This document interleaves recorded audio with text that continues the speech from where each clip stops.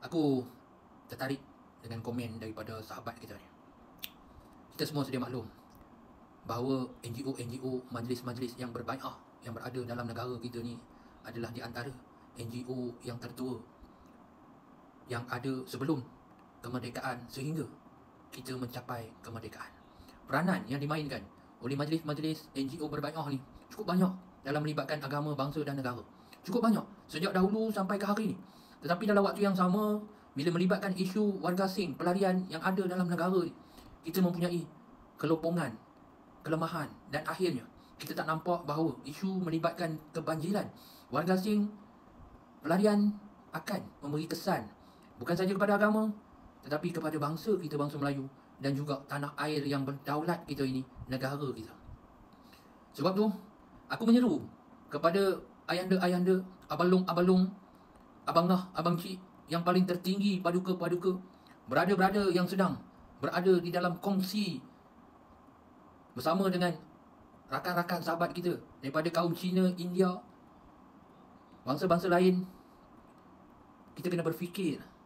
Jangan kerana kita bercakap tentang kongsi, akhirnya kita berkongsi negara ini, kedaulatan negara kita ini, kemewahan negara kita ini kepada mereka-mereka, golongan-golongan yang tidak sepatutnya. Betul, kita berada dalam kongsi dengan kaum-kaum lain atas dasar keharmonian, atas dasar ekonomi dan sebagainya.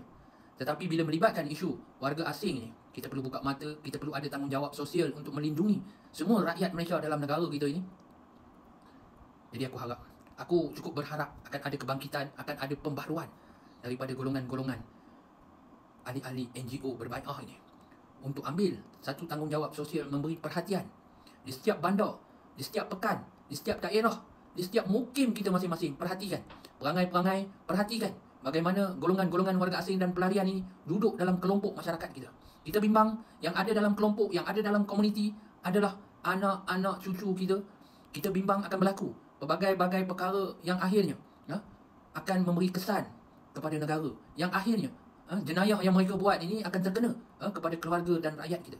Dalam waktu yang sama, aku juga menyeru kepada semua golongan-golongan ahli NGO berbai'ah ini untuk bersama-sama dengan pihak berkuasa, salurkan maklumat, apa juga perkara melibatkan mereka ini, keberadaan mereka, serahkan kepada pihak berkuasa. Kita boleh sebagai NGO pastinya akan bersama-sama dengan pihak berkuasa, bersama-sama dengan pihak berwajib untuk kita pertahankan kedaulatan, keselamatan, kedudukan rakyat kita dalam negara ini.